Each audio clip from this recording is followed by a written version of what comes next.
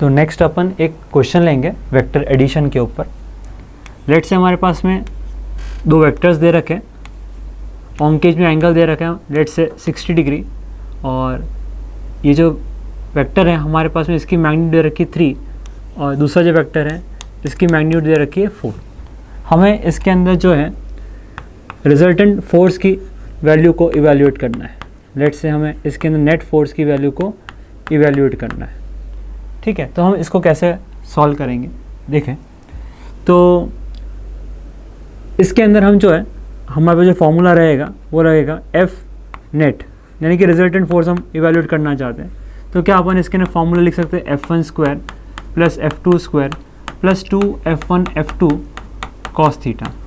ठीक है, हमने किया कुछ भी नहीं है, बस जो A वेक्टर था और जो B वेक्टर था वो हमारा F1 और F2 वेक्टर बन गया। तो हमारे पास जो फॉर्मूला था A और B वाई, उसमें अपन ने A की जगह F1 को रिप्लेस कर दिया और B की जगह F2 को रिप्लेस कर दिया। ठीक है, तो हम इसको इवैल्यूएट करेंगे।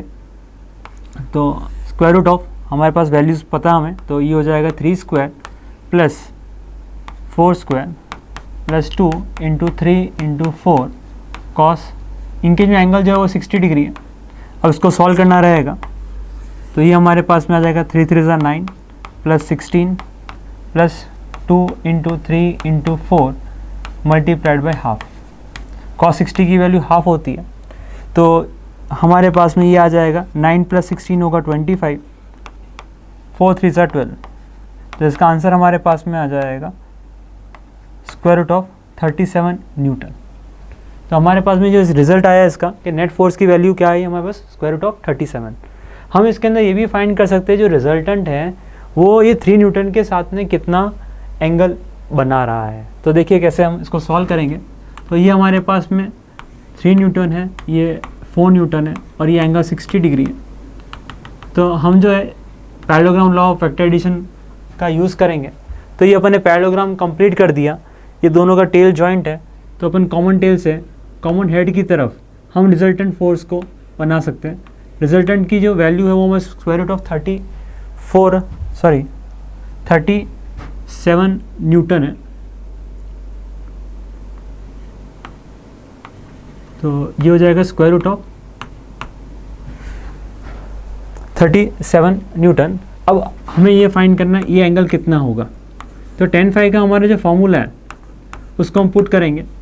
तो हमने जो किया है वो A वेक्टर की जगह हमारा कौन है, 3 न्यूटन है, और B वेक्टर की जगह कौन है, 4 न्यूटन है। तो फॉर्मूला हमारे पास में है B sign theta upon A plus B cos theta. अगर हम चाहें तो इसको F1 और F2 के फॉर्म में भी लिख सकते हैं। तो ये हो जाएगा, अगर F1 F2 के फॉर्म में लिखोगे तो ये हो जाएगा F2 sign theta upon F1 plus F2 cos theta. ठीक है, तो हम ऐसा बोल सकते हैं ये जो हमारा A है वो हमारा F1 है, और ये जो है ये हमारा B जो है वो F2 है। इस फॉर्मूले में हम वैल्यूज़ को सब्स्टिट्यूट कर देंगे तो हमारा रिजल्ट आ जाएगा।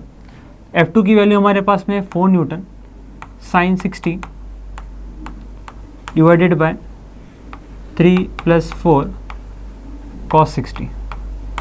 वैल्यूज़ को सब्स्टिट्यूट कर देते, साइन 60 होता है √3/2, कॉस 60 की वैल्यू होती है हाफ। तो ये हमारे पास में आ गया 2√3 अपॉन 3 प्लस 2। तो हमारे पास रिजल्ट आ गया 2√3/5। तो ये हमारे पास में tan फाई की वैल्यू आ गई है। तो हमने इसके अंदर इसकी मैग्नीट्यूड भी निकाल ली कि रिजल्टेंट की जो मैग्नीट्यूड है वो √37 होगी, और साथ ही साथ में अपन ये एंगल की वैल्यू भी वैल्यूड कर ली। tan फाई की वैल्यू जो है वो हमारे पास कितनी आ गई, 2√3/5। ठीक है, तो ये अपन ने वेक्टर एडिशन सॉल्व किया। ठीक है, नेक्स्ट हम जो मूव करेंगे, हमने दो वेक्टर्स को ऐड करना सीख लिया है, ग्राफिकली भी सीख लिया और उसकी मैग्नीट्यूड भी निकाल लिया। नेक्स्ट हम जो कंसेप्ट पढ़ेंगे वो है वेक्टर ऑपरेशन, यानी कि सब्ट्रैक्शन ऑफ 2 वेक्टर्स। अब हम देखेंगे कि 2 वेक्टर्स को अपन कैसे सब्ट्रैक्ट करेंगे। ठीक है, तो vector subtraction by geometrical method. तो सबसे पहले अपन देखेंगे ज्योमेट्रिकली हम कैसे वेक्टर्स को सब्ट्रैक्ट कर सकते हैं।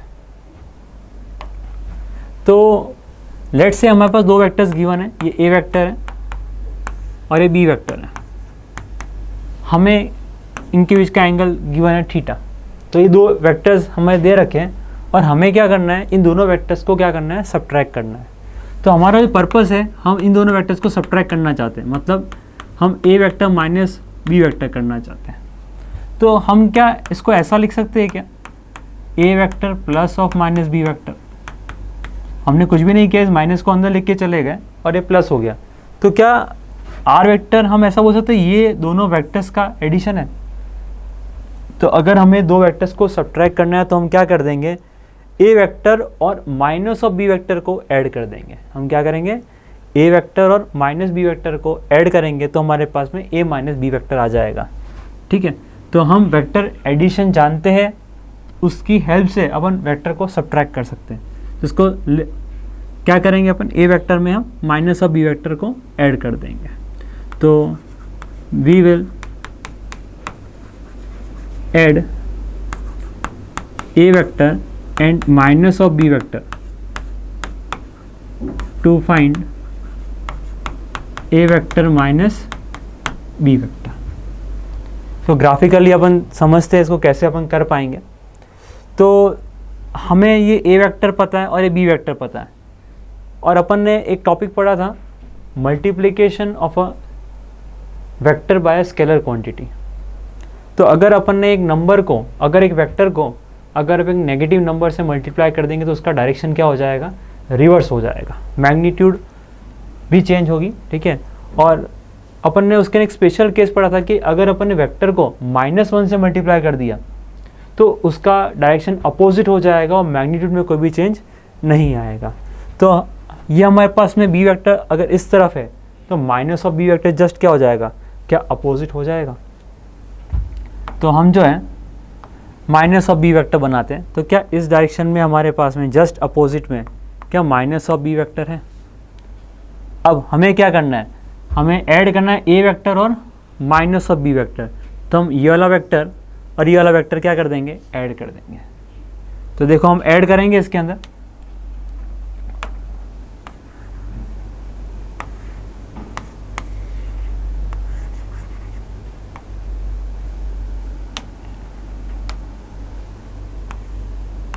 तो ये ए वेक्टर है और ये माइनस ऑफ बी वेक्टर है। ठीक है, क्या ये एंगल जो होगा वो हमारे पास में क्या हो जाएगा, क्या 180 माइनस ऑफ थीटा हो जाएगा। चलो हम ए वेक्टर और माइनस बी वेक्टर को ऐड करेंगे। क्या हम पैरेललोग्राम लॉ का यूज़ कर सकते हैं, क्या हमारे पास में इसकी ए वेक्टर की और माइनस ऑफ बी वेक्टर की टेल कनेक्टेड है। तो हम क्या कर देंगे, पैरेललोग्राम कंप्लीट कर देंगे। तो ये हमने पैरेललोग्राम कंप्लीट कर दिया, तो इनका जो रिजल्टेंट होगा वो कॉमन टेल से कॉमन हेड की तरफ आएगा।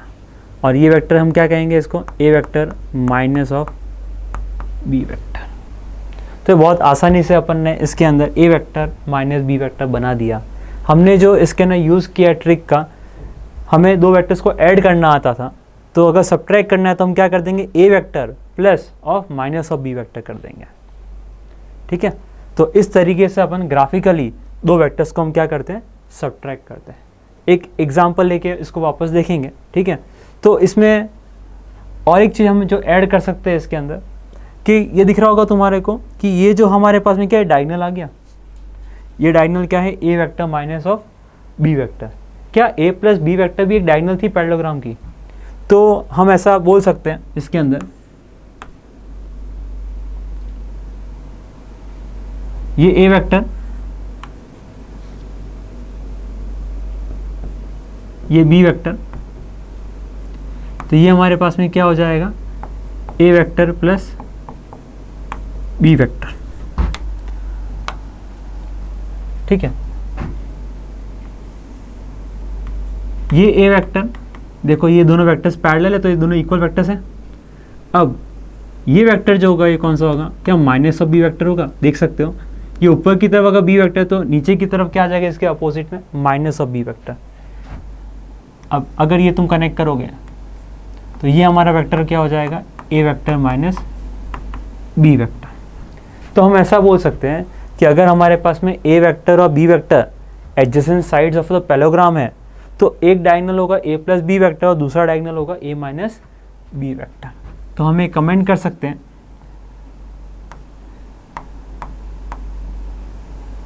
Parallelogram with adjacent sides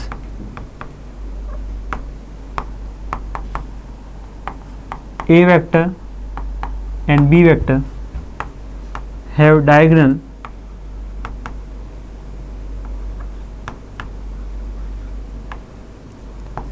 a plus b vector and a minus b vector। तो अगर हमारे पास में एक पैरेललोग्राम है जिसके एडजेसेंट साइड्स कौन से हैं, ए वेक्टर और बी वेक्टर, तो एक डायगोनल होगा वेक्टर एडिशन और दूसरा डायगोनल जो होगा वो वेक्टर सब्ट्रैक्शन होगा।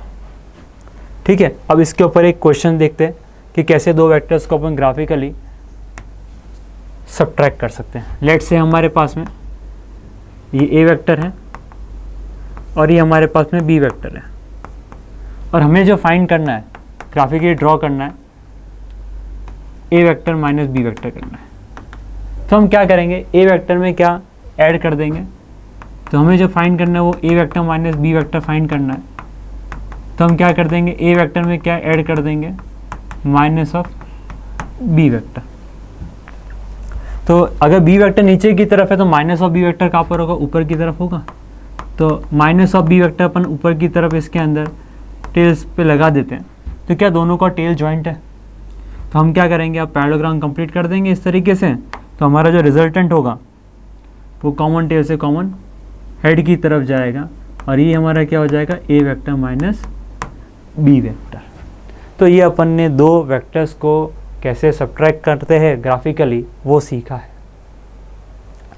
नेक्स्ट जो हमारा, जैसे अपन ने एडिशन में किया था, हमने उसकी मैग्नीट्यूड को इवेल्युएट किया था।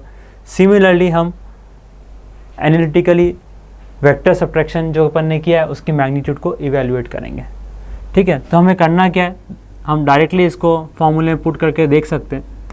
जैसे कि हमारे पास जो वेक्टर्स है ए वेक्टर और बी वेक्टर, इनके बीच में एंगल जो है वो थीटा है। ठीक है, तो हमें क्या फाइंड करना है, A vector minus B vector की मैग्नीट्यूड फाइंड करनी है। तो देखते हैं इसके अंदर क्या ये माइनस ऑफ बी वेक्टर हो जाएगा, तो इनके बीच में एंगल कितना हो जाएगा, 180 माइनस थीटा हो जाएगा।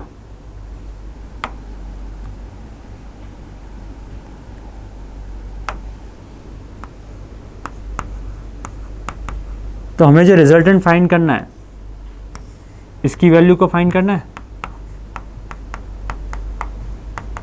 तो ये जो वेक्टर होगा इसकी मैग्नीट्यूड हमें फाइंड करनी है। ठीक है, तो हम फॉर्मूले में पुट कर देंगे। तो हमें जो फाइंड करना है वो क्या, ए वेक्टर प्लस और माइनस बी वेक्टर। क्या हम ऐसा बोल सकते हैं कि दो वेक्टर्स का जो रिजल्टेंट होगा वो A vector minus B vector होगा। तो हमें वेक्टर एडिशन का फॉर्मूला पता है, उसका मैग्नीट्यूड हमें पता है। क्या फॉर्मूला था हमारे पास में, A square plus B square plus 2ab cos theta, और थीटा किसके में एंगल था, ए वेक्टर और बी वेक्टर के। क्या हम जो ऐड कर रहे हो ए वेक्टर और माइनस बी वेक्टर जोड़ रहे हैं, तो ये ए वेक्टर और माइनस ऑफ बी वेक्टर के बीच में क्या एंगल 180 माइनस थीटा है।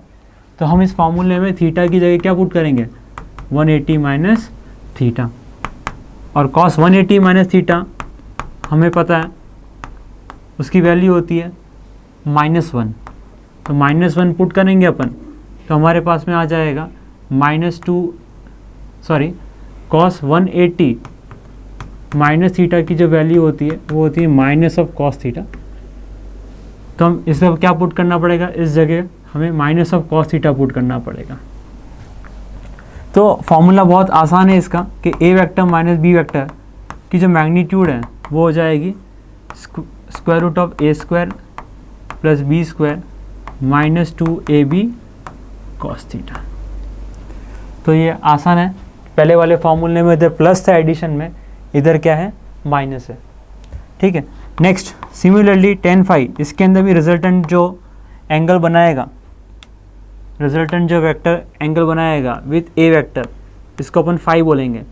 जो अपन ने उधर फॉर्मूला लिखा था उसी में हम थीटा की जगह क्या पुट कर देंगे, 180 माइनस थीटा, तो इधर भी सेम चीज़ आ जाएगी। तो हमारे पास में था बी साइन थीटा, थीटा की जगह क्या पुट करना पड़ेगा हमें 180 minus theta upon A plus B cos 180 minus theta. जैसे कॉस 180 माइनस थीटा जो होता है माइनस ऑफ कॉस थीटा होता है, साइन 180 माइनस थीटा ये हो जाएगा साइन थीटा। तो इसके ना वैल्यूज़ को सब्स्टिट्यूट कर देते हैं, तो साइन 180 माइनस थीटा तो साइन थीटा हो जाएगा अपॉन ए, और ये जो होगा cos 180 minus theta minus of cos theta हो जाएगा। तो हमें ये दोनों फॉर्मूले याद रखने होंगे, ठीक है।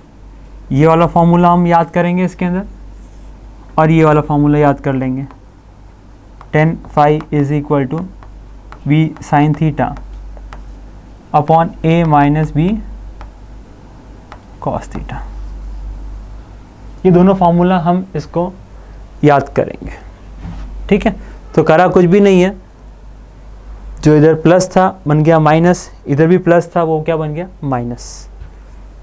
तो ये अपन ने वेक्टर सब्ट्रैक्शन जो अपन ने किया उसकी मैग्नीट्यूड फाइंड किया और साथ साथ में एंगल फाइंड किया, ठीक है। नेक्स्ट जो हम डेफिनेशन बात करेंगे, तो ये अपना वेक्टर एडिशन और वेक्टर सब्ट्रैक्शन ग्राफिकली और एनालिटिकल ख़त्म हो गया। नेक्स्ट हम जो बात करेंगे वो है यूनिट वेक्टर। यूनिट वेक्टर की डेफिनेशन क्या होगी, नाम में पता चल रहा होगा। यूनिट एक ऐसा वेक्टर जिसकी मैग्नीट्यूड 1 हो उसे अपन क्या कहेंगे, यूनिट वेक्टर। तो इसकी डेफिनेशन हो जाएगी vector having magnitude 1 is called unit vector, is called unit vector, ठीक है। अब इसको हम रिप्रेजेंट करें, कैसे करेंगे, तो रिप्रेजेंटेशन देखेंगे ऑफ यूनिट वेक्टर।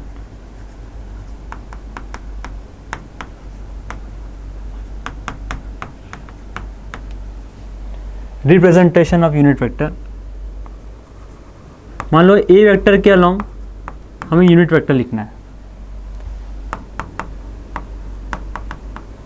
तो हम उसको इस तरीके से लिखते हैं।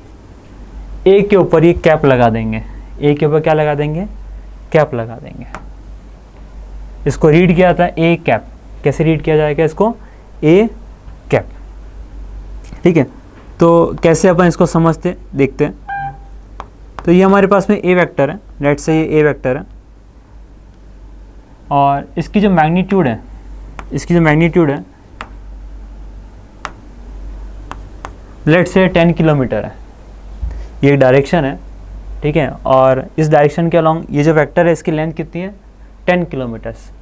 अगर हमें इसको 1 यूनिट बनाना है, यानी कि 1 मीटर अगर बनाना है, तो हमें इसको, इस वेक्टर को क्या इसकी मैग्नीट्यूड से डिवाइड कर देंगे। अगर 10 किलोमीटर को अपन 10 किलोमीटर से डिवाइड कर देंगे तो कितना आ जाएगा, क्या 1 आ जाएगा। तो हम जो है यूनिट वेक्टर को कैसे समझते हैं, यूनिट वेक्टर क्या होगा, वेक्टर को उसकी मैग्नीट्यूड से डिवाइड कर दो तो हमारे पास में क्या आ जाएगा, यूनिट वेक्टर। इसको इस तरीके से लिखा जा सकता है, या फिर इसको रीअरेंज, इसको इधर मल्टीप्लाई कर दो तो भी हम इसको ऐसा लिख सकते हैं, A vector is equal to A into A cap, A into A cap. तो A cap is equal to A vector upon A. तो इसी डायरेक्शन के अलॉन्ग अगर यूनिट वेक्टर बनाते हो तो इसकी जो मैग्नीट्यूड हो जाएगी ये कितनी होगी, 1 यूनिट। इन दोनों का जो डायरेक्शन है वो सेम है, बस फ़र्क यही है कि इसकी मैग्नीट्यूड ए है और इसकी मैग्नीट्यूड क्या है, 1 है। तो अगर किसी की मैग्नीट्यूड 1 है तो हम इस यूनिट वेक्टर की मैग्नीट्यूड अगर 1 है तो क्या हम ऐसा भी लिख सकते हैं कि जो ए कैप है इसकी मैग्नीट्यूड क्या लिख देंगे अपन, क्या 1 लिख देंगे। ए कैप की मैग्नीट्यूड क्या कर देंगे, 1। बताया था कि वेक्टर का अगर मैग्नीट्यूड लिखना है तो हम क्या करते हैं, मॉड ऑफ ए वेक्टर लिख देते हैं। अब ये तो यूनिट वेक्टर है, तो यूनिट वेक्टर को हम कैसे समझेंगे, ए कैप। तो ए क्या का मैग्नीट्यूड क्या हो जाएगा, 1 हो जाएगा। ठीक है, अब हम जो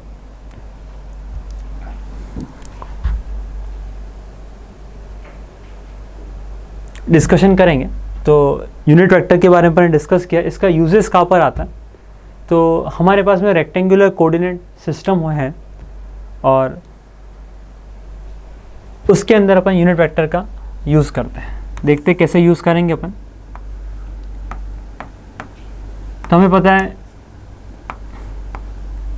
रेक्टेंगुलर कोऑर्डिनेट सिस्टम में 3 एक्सिस होगी, X axis, Y axis and Z axis. ये तीनों एक्सिस एक दूसरे के क्या है, परपेंडिकुलर।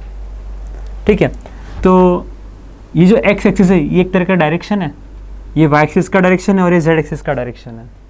तो हम जो है एक्स एक्सिस के अलॉन्ग यूनिट वेक्टर लिखेंगे आई कैप। क्या लिखेंगे, आई कैप। तो unit vector along X axis, X axis को हम रिप्रेजेंट करेंगे by I cap. Similarly Y axis के अलॉन्ग हम जो यूनिट वेक्टर लिखेंगे वो हमारा हो जाएगा J cap. Unit vector along Y axis को हम रिप्रेजेंट करेंगे बाय जे के ऊपर कैप। सीक्वेंस जैसे एक्स वाई जेड होती है उसी तरह के आई कैप, जे कैप और के कैप होगा। ठीक है, तो तीसरी एक्सिस हमारे पास में जेड एक्सिस होगी, तो इसके अलॉन्ग जो यूनिट वेक्टर लिखेंगे वो लिखेंगे के कैप। देखो, अगर हमारे पास में एक्स एक्सिस के अलॉन्ग आई कैप है, तो अगर तुम नेगेटिव एक्स एक्सिस के अलॉन्ग देखो, तो क्या अगर आई कैप लिखा हुआ है तो इसके अपोजिट में यूनिट वेक्टर क्या लिख सकते हैं, क्या माइनस ऑफ आई कैप लिख सकते हैं, माइनस ऑफ आई कैप। ठीक है, तो जेड एक्सिस के अलॉन्ग अपन ने जो डिफाइन किया वो डिफाइन किया के कैप, और माइनस एक्स एक्सिस के अलॉन्ग हम जो डिफाइन करेंगे, माइनस एक्स एक्सिस के अलॉन्ग जो डिफाइन करेंगे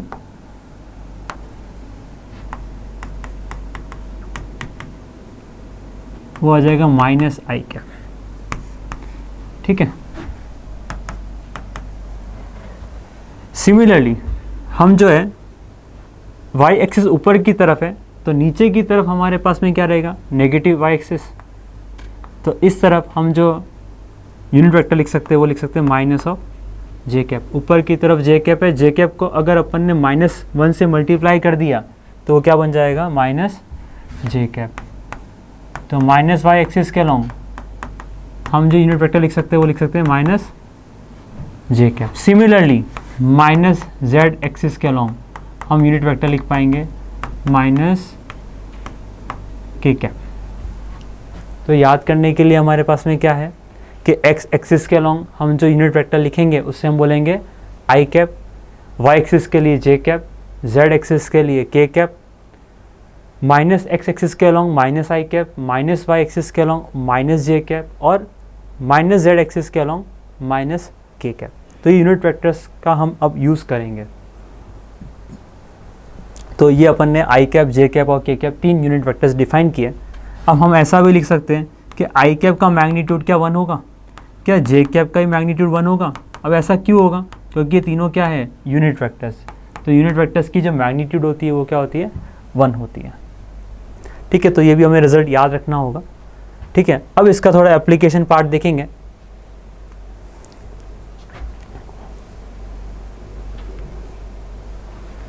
तो एक इस पे क्वेश्चन लेते हैं।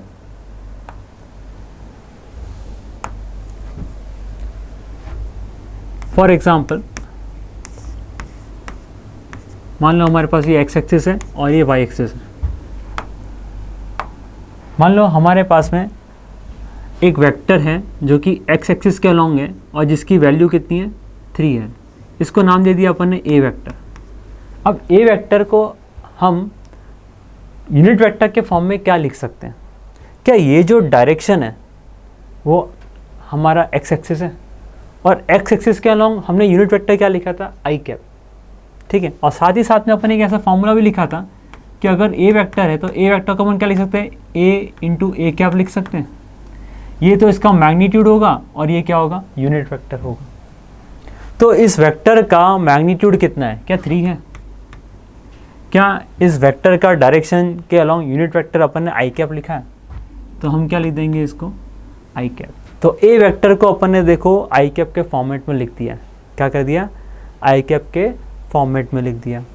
सिमिलरली मान लो दूसरा एग्जांपल लेके देखते हैं इसी के अंदर। लेट्स से अपन ने वाई एक्सिस में एक मैग्नीट्यूड 4 का एक वेक्टर लेते हैं जिसका नाम रख देते हैं बी वेक्टर। इस बी वेक्टर को कैसे लिखा जाए, आई कैप जे कैप और के कैप के फॉर्मेट में। तो देखो क्या अपन सिमिलरली क्या बी वेक्टर को लिखेंगे, बी इसका मैग्नीट्यूड इंटू बी कैप। चलो बी वेक्टर का मैग्नीट्यूड, ये मैग्नीट्यूड है तो मैग्नीट्यूड कितना है इसका 4 है। और क्या डायरेक्शन वाई एक्सिस के अलॉन्ग है, तो वाई एक्सिस के अलॉन्ग यूनिट वेक्टर क्या लिखा था अपन ने, जे कैप लिखा। क्या सबको आया समझ में इसमें। चलो एक और एग्जांपल लेके देखते हैं इसके अंदर। मान लो हमें तीसरा वेक्टर ले लिया अपन ने सी वेक्टर और इसकी जो लेंथ है, लेट से अपन ने इसकी लेंथ को कर दिया 5। तो सी वेक्टर को अगर लिखना है हमारे को, तो सी वेक्टर क्या आ जाएगा, क्या सी इंटू सी कैप। इसकी मैग्नीट्यूड कितनी है, क्या 5 है। अब डायरेक्शन देखो, क्या डायरेक्शन इसका नेगेटिव एक्स एक्सिस है और नेगेटिव एक्स एक्सिस के अलॉन्ग जो यूनिट वेक्टर लिखा अपन ने क्या लिखा, माइनस ऑफ आई कैप लिखा। तो हमारे पास जो सी वेक्टर आ गया वो क्या आ गया, माइनस ऑफ 5 आई कैप। ये चीज़ क्लियर है सबको। तो ये अपन ने अलग अलग वेक्टर्स को आई कैप और जे कैप के फॉर्मेट में लिखा। हमारा जो बेसिक फार्मूला रहेगा, A vector is equal to magnitude of A vector multiplied by unit vector. तीनों अपन ने उसी तरीके से सॉल्व किए हैं, ठीक है। अब इसका हम यूज़ करेंगे 2D और 3D के अंदर, रिप्रेजेंटेशन ऑफ अ वेक्टर के अंदर। तो नेक्स्ट है resolution of a vector in 2D, ठीक है। तो डिस्कस करते हैं इसको।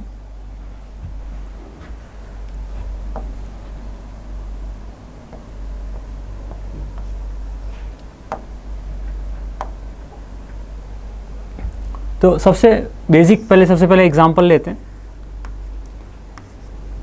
जैसे कि लेट से ये एक्स एक्सिस है, ये वाई एक्सिस है और ये कोई पॉइंट है जिसका कोऑर्डिनेट है एक्स कॉमा वाई, ठीक है। अगर हमें पूछा जाए ये वाला जो वेक्टर है ये हम लिखना चाहते हैं, आर वेक्टर की वैल्यू को हम लिखना चाहते हैं, तो हम इसको कैसे आई कैप और जे कैप में लिखेंगे। तो कोई भी वेक्टर को अगर आई कैप जे कैप और के कैप के फॉर्म में लिखते हो तो उस प्रोसेस को हम बोलते हैं रेजोल्यूशन ऑफ अ वेक्टर, ठीक है। Writing the vector in the form of I cap J cap and K cap is known as resolution of a vector. तो देखो इसको कैसे अपन समझते हैं। तो हमने एक triangle law of vector addition पढ़ा था। क्या पढ़ा था, triangle law of vector addition, ठीक है। हमें एक चीज़ पता है, इन्फॉर्मेशन पता है कि ये जो हाइट है ये y होगी और ये जो बेस होगा ये होगा x, ठीक है। क्या इसमें triangle law of vector addition का हम यूज़ कर सकते हैं, देखते हैं। देखो क्या हम बोल सकते हैं ये जो वेक्टर होगा क्या ये ट्राइंगल लॉ को सेटिस्फाई करवा सकते हैं अपन। देखो ये एक वेक्टर ले लिया अपन ने और ये वाला वेक्टर ले लिया, क्या ये दोनों का जो रिजल्टेंट है वो आर वेक्टर बोल सकते हैं अपन, ठीक है। इसकी मैग्नीट्यूड तो कितनी है, एक्स है, और इसका डायरेक्शन किसके अलॉन्ग है, एक्स एक्सिस के अलॉन्ग। तो क्या इस वेक्टर को हम एक्स आई कैप लिख सकते हैं। ये वेक्टर वाई एक्सिस के देखो पैरेलल है, तो इसकी मैग्नीट्यूड वाई है और डायरेक्शन ऊपर की तरफ है, तो हम क्या इसको लिख सकते हैं, क्या वाई जे कैप। तो क्या ये triangle law of vector addition इसमें लग रहा है। देखो ये वेक्टर प्लस ये वाला वेक्टर, क्या ये वाला वेक्टर हो जाएगा। तो हम क्या करेंगे, R vector is equal to क्या लिख सकते हैं, क्या X I cap plus Y J cap लिख सकते हैं। ये अपन ने यूज़ किया है ट्राइंगल लॉ। क्या यूज़ किया, ट्राइंगल लॉ। और ये जो फॉर्मेट अपन ने लिखा है इसी को बोलते हैं resolution form of R vector. मतलब कोई भी वेक्टर हो उसको अगर तुमने आई कैप, जे कैप और के कैप के फॉर्मेट में अगर लिख दिया है तो उसे क्या बोलेंगे अपन, resolution form of R vector. ठीक है, तो एक तो तरीका हमारे पास में ये रहता है जिसमें हमें कोऑर्डिनेट्स अगर दे रखे हैं तो कोऑर्डिनेट्स क्या हो जाएंगे, देखो जैसे अगर आर वेक्टर लिखना है तो अगर तुमको directly x comma why they रखा है तो क्या हम बोल सकते हैं ये एक्स कोऑर्डिनेट आई कैप है plus Y coordinate J cap है। ठीक है, जैसे 2,3 अगर दे दिया तो ये हो जाएगा 2 आई कैप प्लस 3 जे कैप। अगर ये 2,-2 हो गया तो लिखोगे 2 आई कैप -2 जे कैप। बस तुम्हें पुट करना है कोऑर्डिनेट्स को, coordinate X coordinate I cap plus Y coordinate J cap. ठीक है, अब इसके तुम चाहो तो ये राइट एंगल ट्राइंगल दिख रहा होगा तुम्हारे को, ये राइट एंगल ट्राइंगल है। तो अगर तुम्हें इसकी मैग्नीट्यूड निकालनी है तो मैग्नीट्यूड अगर निकालनी है तो क्या हम बोल सकते हैं, ये पाइथागोरस लगेगा इसके अंदर। तो पाइथागोरस से क्या बोल सकते हो, राइट एंगल ट्राइंगल के अंदर क्या ये x² प्लस y² हो जाएगा, क्या कहेंगे इसको, square root of x² plus y²। तो ये हमारा क्या आ गया, क्या मैग्नीट्यूड आ गया। तो ये हमारे पास में आ गया magnitude of R vector, magnitude of R vector. अब साथ ही साथ में क्या ये एंगल भी फाइंड कर सकते हैं अपन, tan थीटा। इस राइट एंगल ट्राइंगल में tan थीटा की वैल्यू क्या हो जाएगी, तो tan थीटा हो जाएगा अपोजिट बाय बेस। अपोजिट कितना है y और बेस कितना है x। ठीक है, तो क्वेश्चंस के अंदर तीनों चीज़ें पूछी जाती है। कभी आर वेक्टर पूछा जाएगा तो आर वेक्टर कैसे निकालोगे, X I cap plus Y J cap. उसकी मैग्नीट्यूड पूछी जा सकती है तो क्या करोगे, square root of X coordinate का स्क्वायर प्लस वाई कोऑर्डिनेट का स्क्वायर। और अगर tan थीटा पूछा जाए तो y coordinate by x coordinate. ठीक है, इसके बाद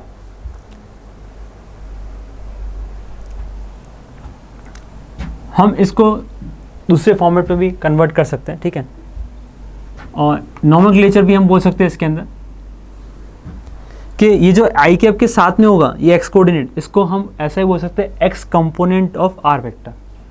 और जो जे कैप के साथ में है उसको बोलेंगे Y component of R vector. Nomenclature है ये, तो जैसे ये एक्स है तो एक्स को हम बोलेंगे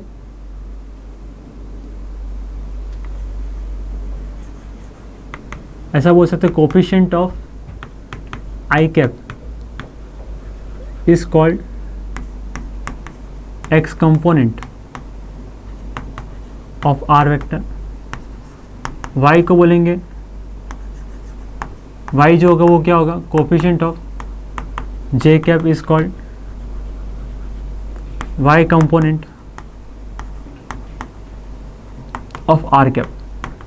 तो ये बेसिकली टर्मिनोलॉजी है एक्स कंपोनेंट और y कंपोनेंट की। ये जो भी आई कैप के साथ में होगा उससे अपन एक्स कंपोनेंट कहेंगे, जो जे कैप के साथ में होगा उससे अपन कहेंगे y कंपोनेंट।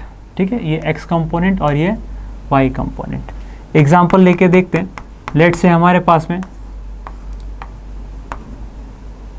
एक पॉइंट है 2,3, ये x एक्सिस ये y एक्सिस, और हमें क्या फाइंड करना है, r वेक्टर।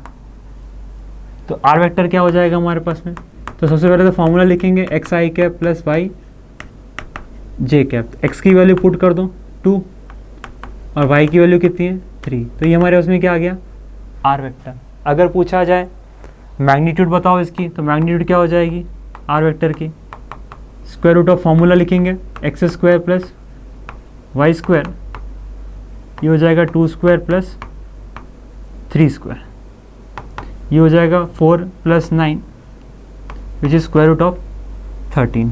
कोई अगर पूछता है इसका x कंपोनेंट बताओ क्या होगा, तो x कंपोनेंट कितना हो जाएगा, इसको देखो क्या आई कैप के साथ में कौन है 2, y कंपोनेंट क्या है y कंपोनेंट, जे कैप के साथ में कौन है 3। क्या इतना क्लियर है सभी को? चलो नेक्स्ट एग्जाम्पल देखते हैं।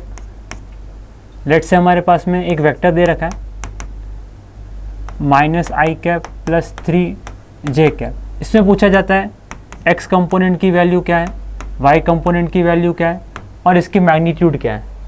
तो x कंपोनेंट की वैल्यू कितनी हो जाएगी, देखो आई कैप के साथ में कौन है, क्या -1 है, तो हमारा x कंपोनेंट क्या हो जाएगा -1। y कंपोनेंट की बात करें तो y कंपोनेंट यानी कि j कैप के साथ में कौन है 3। अगर इसकी मैग्नीट्यूड पूछी जाए तो मैग्नीट्यूड कैसे निकालेंगे, स्क्वायर रूट ऑफ क्या x कंपोनेंट का स्क्वायर प्लस y कंपोनेंट का स्क्वायर है, तो ये हो जाएगा 1 + 9 का square root which is square root of 10। इतना क्लियर है सभी को।